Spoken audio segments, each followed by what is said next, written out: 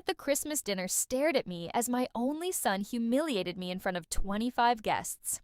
With complete confidence, he told me that if I wanted to keep living in his luxurious New York penthouse, I needed to start paying rent like every other adult or leave. His wife proudly supported him while the rest of the family remained silent. What none of them knew was that the penthouse belonged to me. The luxury car parked downstairs belonged to me.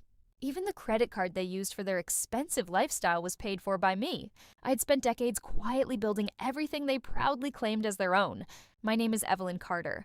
I am 64 years old, and for years I chose silence because I believed protecting my son from the truth would make him stronger. Instead, it made him believe success had come entirely from his own hard work. After my husband passed away, I continued running the real estate company we had built together, but I stayed hidden behind trusted executives while allowing my son to enjoy the benefits without ever knowing who truly owned them.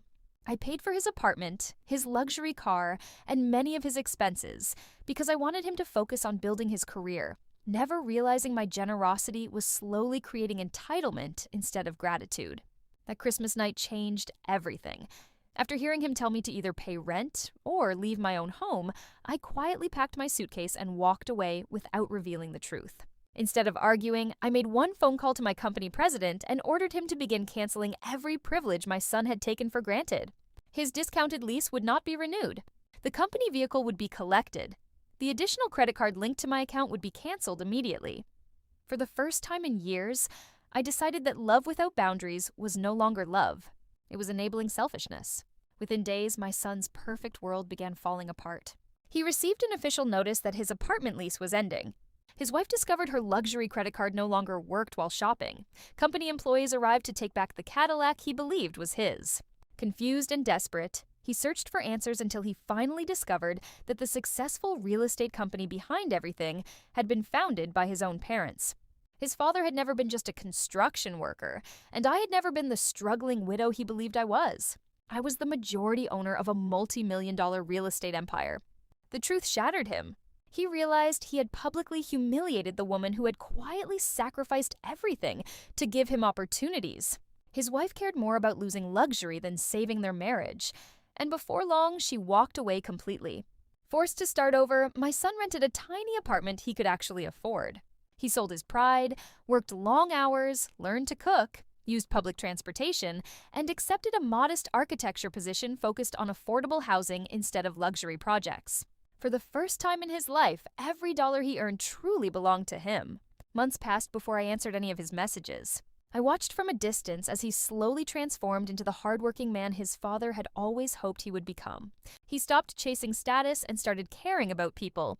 Instead of designing expensive buildings for wealthy clients, he created affordable housing for families who desperately needed a place to live. His work reflected compassion instead of ego, and his success finally came from his own determination rather than hidden support. Eventually, I invited him to present his housing project before my company's executive board without telling him I would be leading the meeting. When he walked into the boardroom and saw me sitting at the head of the table as company president, he was speechless. But instead of asking for forgiveness or financial help, he presented his project with honesty, professionalism, and genuine passion. He spoke about dignity, responsibility, and the importance of building homes that changed lives rather than simply making profits.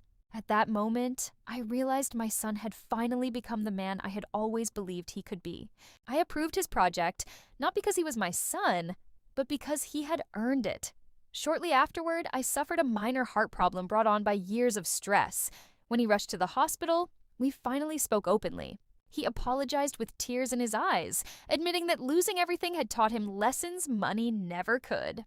I forgave him because my goal had never been revenge. I simply wanted him to understand the value of humility, gratitude, and honest work. A year later, our family gathered for Christmas once again. This time there were no expensive displays, no pride, and no false success. My son helped me prepare dinner, laughed with guests, and welcomed families whose lives had improved because of the homes he designed. Looking at him, I realized that wealth is never measured by penthouses, luxury cars, or designer clothes. True wealth is raising someone who can stand on their own, admit their mistakes, and build a life based on integrity. Losing everything became the greatest gift my son ever received because it finally allowed him to discover who he truly was.